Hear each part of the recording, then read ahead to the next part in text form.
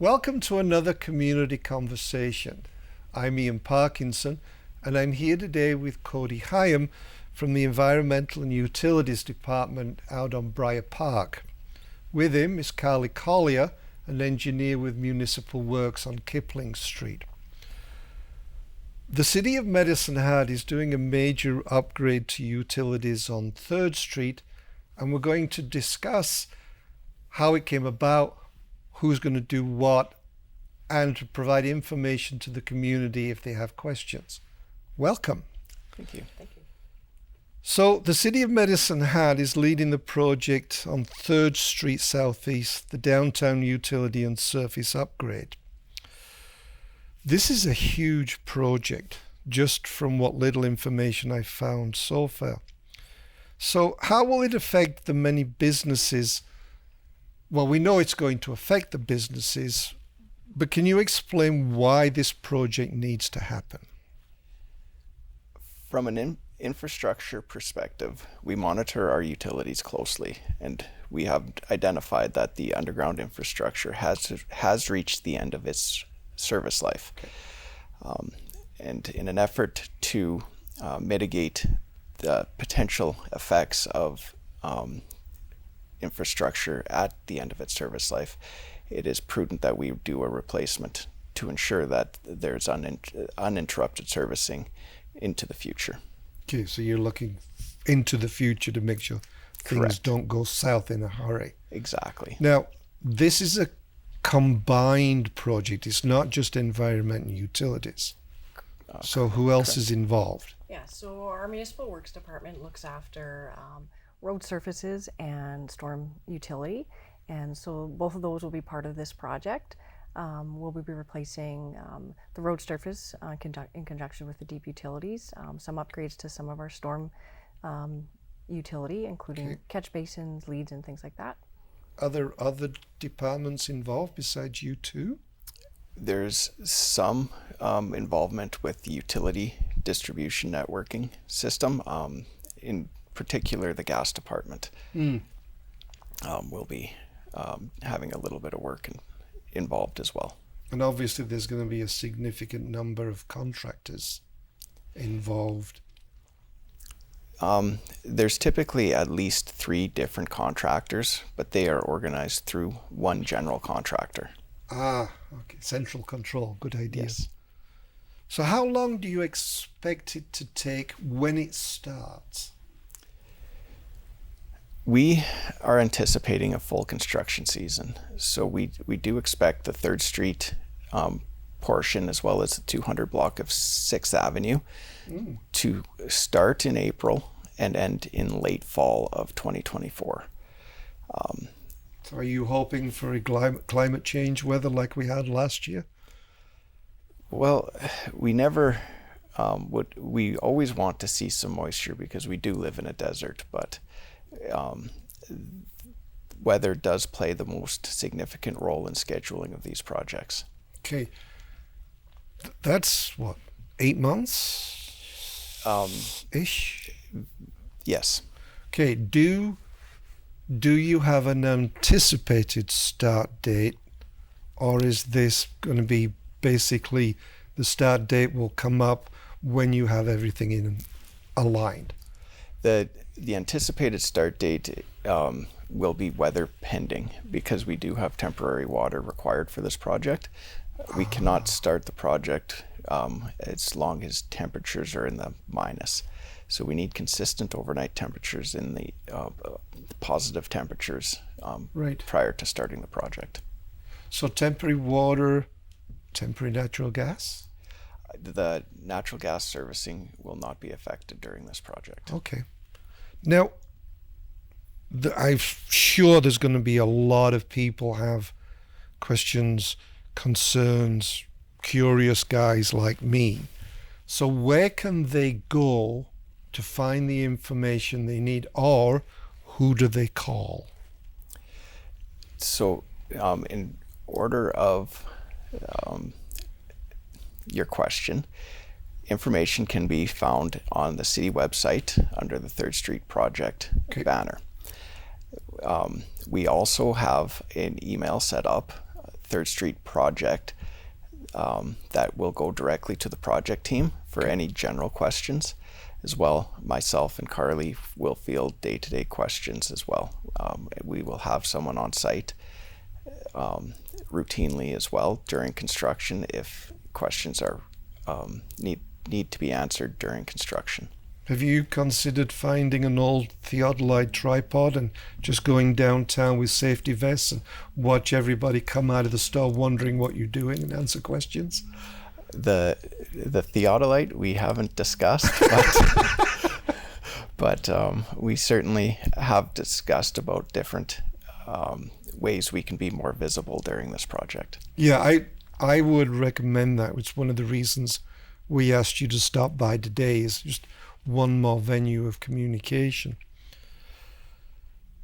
So I'm sure you've had a lot of experience. You've done 1st and 2nd Streets now. And I mean, 1st Street was 16, 17 blocks long.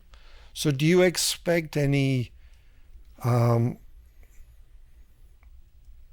you expect to run into any issues, any surprises?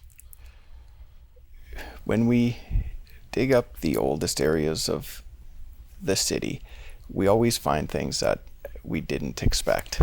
And so that is, it is prudent to understand that with history, there's always going to be some things that were buried that we didn't expect to find, but we are confident that we'll be able to mitigate anything that we find. Great. So from a municipal works perspective, are you also going to be replacing the sidewalks? Yeah, so the majority of the sidewalks will be replaced, all based on its current standard. And as part of this project, we will be completing surface enhancements. So those things include improvements to the mid-block crossings, removing some of those raised planters that you see with some more surface mounted ones. You'll see improvements to the intersections with bulb outs similar to 2nd Street, and replacement of some of the trees in the area. You'll also see improvements to the street furniture, so things like benches, trash receptacles, and bike racks, things like that. So, has for a better word, the science of surface work changed in the last few years? I've seen stories in the media about trying different materials for roadways and sidewalks. Is there anything new? We do have, you will see some colored and stamped concrete within the boulevards. Something that you would have seen in the town square area that was installed in the last couple of years. It will still be very similar to what was done on 2nd Street in 2013 and 2015. So trying to create that that similar look to the downtown area, and follow what was recommended within the downtown redevelopment plan. Right. I remember too, at a police commission meeting last fall, there was something called crime prevention, environmental crime prevention. Is there any of that tied into your surface work? They were moving trees or installing fences. So I can say that we are improving the visibility in certain areas at the intersections and mid-block crossings. So that helps both the pedestrian and the driver see each other and reduce any incidents. You'll see those mid-block crossings with the lowered the wheelchair planters. ramps? Yes, the wheelchair ramps will be there as well. But also traffic calming measures at the intersections with the bulb out, so it narrows the distance that a pedestrian needs to cross at. I think it also makes the driver slow down. Yes, that would be a benefit as well. Yep. You'll also see a different colored pavement at the mid-block crossings to draw attention to the area and ensure that the driver is aware that that is located in that location. That's what you're... Okay. Yeah. I seen it. I always wondered, is this just decoration? But now it makes sense. Yep. So this is going to have a significant impact on the traffic flow downtown. How do you plan mitigate the issues? So we will have a very comprehensive traffic accommodation plan that will be suitable to each stage of the project. The project will be split up into a number of work zones that allows the contractor to focus on an area and complete it before moving on to the next.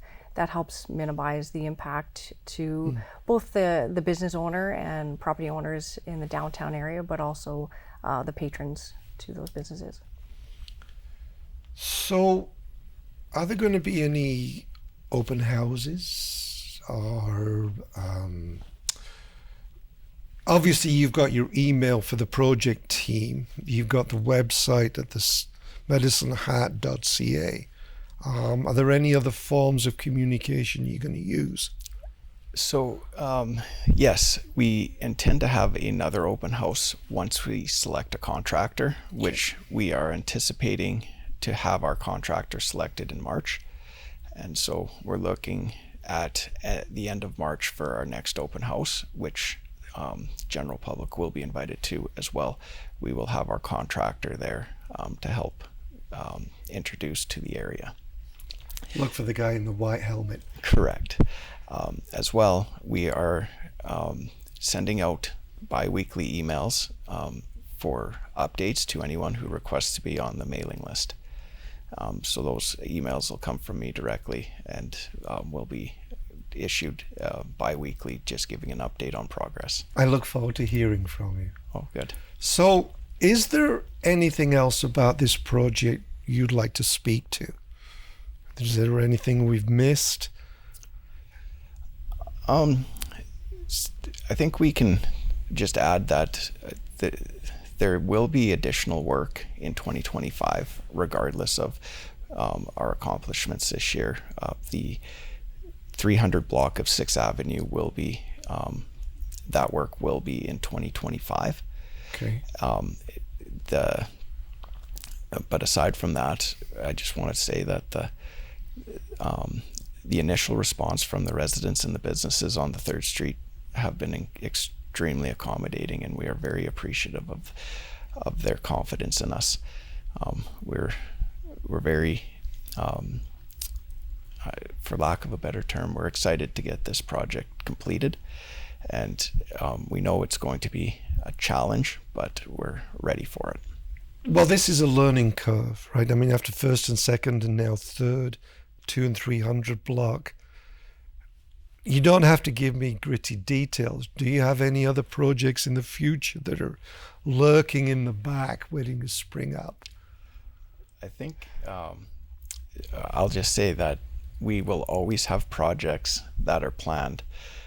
We have a lot of underground infrastructure that is aging quickly, and our replacement projects just cannot keep up to the aging infrastructure. And so yes, we do have more projects planned, but of course there's a lot of other issues or a lot of things that come up in terms of when they can be executed, and it does revolve around budgeting as well as just timing of what area needs to be developed. Well, heaven forbid you dig up the whole city. And certainly we try to avoid that. Yes. And I'm sure the drivers and residents appreciate it as well. Well, I'm happy to hear that the businesses and residents are cooperative and very positive. I'm sure it's going to make a huge difference to your next 18 months. It's been great, and we do look forward to working with the businesses. We know that there's going to be some challenges, but we are committed to ensuring that we can ensure that we can help achieve or help them get what they need to stay in business. The 3rd Street corridor will remain open to business for the entirety of construction. Good. Well, thank you for coming in. Thank you. I'm Ian Parkinson, and this was a community conversation with Carly and Cody from the City of Medicine Hat. Thank you for watching.